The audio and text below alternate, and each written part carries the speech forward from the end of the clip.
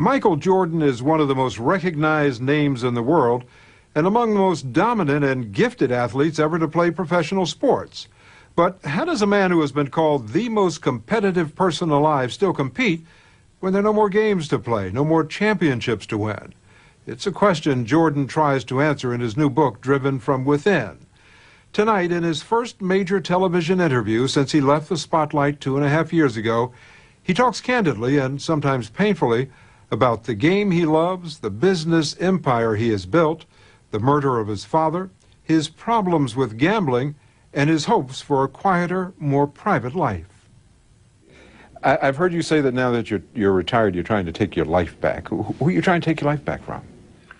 From the public. For years, you find yourself doing things for them, trying to appease them. When you're out in the public, they come up, they want to meet, greet, say hello, sign autographs. But I want them to understand this is my time. This is not your time. This is my time now. For almost 2 decades, Michael Jordan belonged to his fans, millions of them who watched from the sidelines as he led the Chicago Bulls to 6 NBA championships. The Bulls win it! They win it! He became the ultimate sports icon, one of the best-known athletes in the world who literally defied gravity. Oh, a spectacular move! There were times when I would watch you play, either in person or see a highlight reel, and you would elevate for your shot. I mean, it was almost like you had another gear up there, like you were flying. Well, I mean, we all fly. Once you leave the ground, you fly. Some people fly longer than others. Some people fly higher, too. And higher as well. Today, Jordan is still flying, but at lower altitudes. We caught up with him recently in Las Vegas at the annual Michael Jordan Senior Flight School. It's a 4-day training camp where middle-aged guys who love the game pay $15,000 to get the full Michael Jordan experience, to play ball with him, to get fouled by him, and to get abused by him. What does he say to you on the court? Come on, it's like playing against my son. You're a midget. I mean, he's just very funny. Does he do the mouse in the house with you? Mouse in the house. Come on, mouse in the house. Anything to try to humiliate you. This is funny. With competition like this against guys who play mostly on the weekends, it's surprising that Jordan even broke a sweat, but he did, playing with intensity, pulling on shorts, and talking trash. I know you're looking at the ball. You're thinking about it, ain't you? He also teaches them what he did so well in the NBA, bending the rules without getting caught by the referee. Watch Jordan's left hand here as he gives Russell the push. The referee can't see that. We asked him to demonstrate. If somebody is coming at you and trying to, what do you do? I'm basically going to use his physical aggressiveness against him. So if he's reaching a touch, I use it. You can get away with that. If you do it good enough, you can. And what about if I've got the ball and you pull on jerseys? No. I mean, you can. See, I can steal you. Or I can hold you from doing things. If I want to go this, yeah. Simple, huh? Yeah. I didn't jerk on you too hard, did I? No, I'm all right, man. You pay $15,000, I got to let you win sooner or later. The guys have the opportunity to pick Michael Jordan's brain, not only about basketball, but also about life. Michael, I have a 9-year-old who has a passion for the game. The thing that gets in his way more than anything is the emotion of failure and losing. As a parent, you have to simplify it as much as possible to show them that either way, I still love you if you miss that shot. It's tougher for me than you because my oldest thinks he should be the next Michael Jordan just by birthright, and to try to talk him out of it, my wife and I are driving ourselves nuts to say, hey, kid, just have a good time. It's only one Michael Jordan. Although it may be hard to believe now, Michael Jordan was an unlikely champion. He didn't make the varsity team in high school until his junior year. Jordan says no one in his family ever expected him to amount to much, and that's what has fueled his will to win. I read in your book that attitude, that competitive drive, came from being in a family where you felt you had to prove to your parents that you could succeed because of all the kids in your family? Sure. You were the one who was least likely to succeed? I felt that because I wasn't really a work-conscious type of person. But I was a player. I loved to play sports. And in their wildest dreams, they never thought that I would be a professional athlete. Did you? No.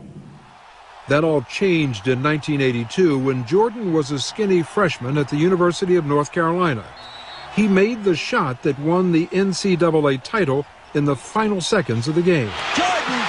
Michael Jordan! 14 seconds! That put Michael Jordan on the map.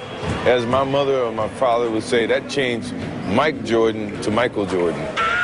Michael Jordan became more than a name. He became a name brand whose face has sold everything from soft drinks to sneakers, from fast food to underwear. Endorsements earn him an estimated $35 million a year, even though he's no longer playing basketball. That's all, folks. Well, that's my line. Over the years, he's written 4 books, including Driven from Within, which comes out tomorrow. The book is published by Simon & Schuster, a sister company of CBS. It's got to be my size. Jordan also oversees the Jordan brand, a subsidiary of Nike, with revenues of $500 million a year. It includes accessories, a full line of clothing, and of course, sneakers. Jordan has final approval on everything. When he meets with his design team, there's no detail too small for him. So we were thinking about going gray. Yeah, but you're killing yourself with so much gray over here. Right. Well, spring is blue, pinks, all those are spring colors. So it's not just, here's my name, use it. Oh, no. No, I do have a sense, I like control. I like control with my involvement. He runs his corporate empire from high atop Chicago, the city that made him famous. Could you have imagined when you first started playing that one day you'd be sitting up here running a company that's worth $500 million? No. I never really thought about it. All I thought about was doing what I was good at and letting that open up a lot of opportunities for me and choosing from that point on, Jordan spends just 2 days a week in the office and travels occasionally to charity events and meetings with his team at Nike in Oregon.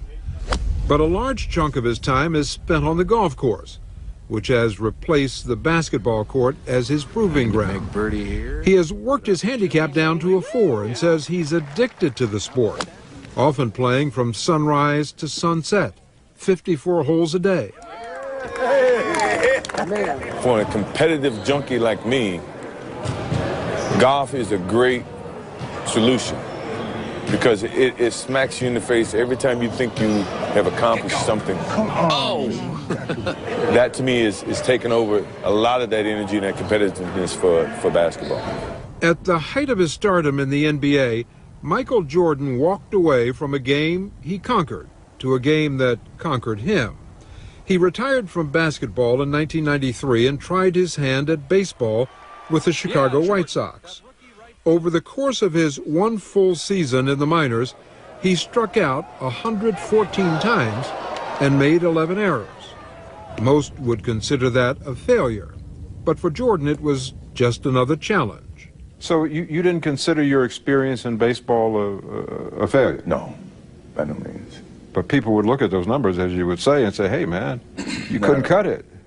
I know, but I mean, it's people's perception of what standard is. And, I wasn't expecting myself to be, Babe Ruth or Barry Bonds or anyone like that. I was trying to understand and play the game, enjoy the game, see if my skills could compete on that level.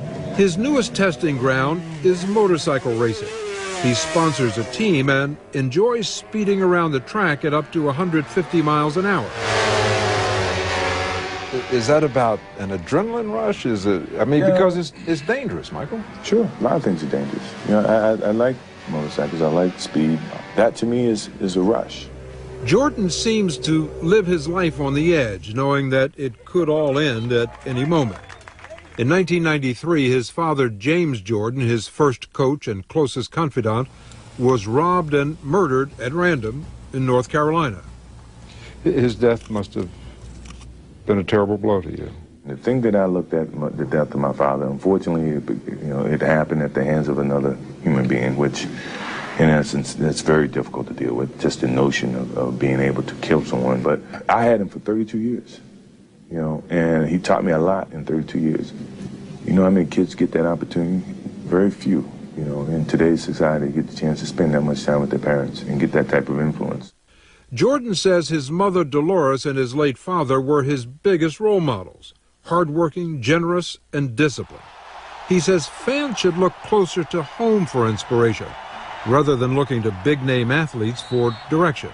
We can give impressions, we can give examples, but to institute and implement those, there have to be people closer to them, to see that individual, see those kids day in, day out. And for those people who've criticized you for not being more outspoken on political and social issues, who perhaps would like to see you be the kind of black iconic figure that, say, Muhammad Ali was in his day, or Arthur Ashe, or Jackie Robinson. It's a heavy duty to try to do everything and please everybody. You know, my job was to go out there and play the game of basketball as best I can and provide entertainment to everybody who wanted to watch the game of basketball. You know, obviously people may not agree with that. And you know, once again, I can't live for what everybody's impressions of what I should do and what I shouldn't do. One stain on Jordan's otherwise clean image was the allegation that he had a compulsive gambling problem. The NBA cleared him in 1993 after conducting 2 investigations. But today, Jordan admits he's made some reckless choices at the gambling table with his money. Yeah, I've gotten myself into situations where I would not walk away, and I pushed the envelope. Is that compulsive? Yeah, it depends on how you look at it. If you're willing to jeopardize your livelihood and your family, then yeah. And you're not willing to do that? No. Your father said that Michael doesn't have a gambling problem. He has a competitive problem. Yeah. What did he mean by that? You know, I want to win. You know, I want to go out on a limb and win. You know, and sometimes that can take you past the stage that you probably should take a step back from. That sometimes I don't look at that line. I just step over that line. It's a very embarrassing thing. It's one of the things that you totally regret. Say, you know, I look at yourself in the mirror and say, I was stupid. I was really stupid. But we all are. But you have to be able to look in that mirror and say that you're stupid. Perhaps Jordan's biggest professional failure was his tenure with the Washington Wizards. In 2000, he became a part owner and top manager of the team, and then decided he could make a bigger contribution by going back on the court. Although he had moments of greatness, his knees began to fail him, and he announced he was done as a player. Soon after, the Wizards unceremoniously fired him. Did you see getting fired coming? No. If that was the case, then obviously I wouldn't have went back to play, because I felt like I played injured. I went through surgery, and I did the things that a lot of the young kids and did not do, and I didn't have to do it. But I did it with the benefit of trying to help an organization get back on its feet. And the gratitude that I was being given was, your service is no more wanted or needed. So I felt like I was used in a sense, but we all been in a situation where we've been used, and we regret what but you learn. And after his long career, Jordan can't keep silent about the state of basketball today. He says that too many young players are overpaid and overindulged, affecting their work ethic and hurting the game he loves so much. But the kids today, they're being given things that they haven't earned. And I don't want to seem like an old school, traditional, bitter type of guy.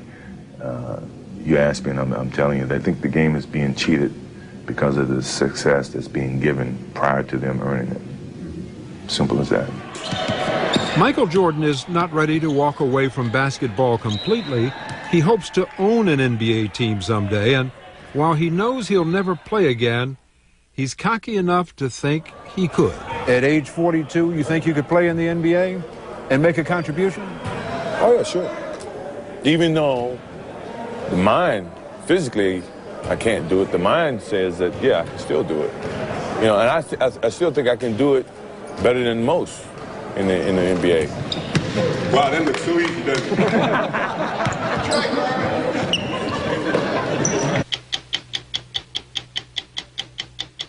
Tonight's special broadcast of 60 Minutes with fewer commercials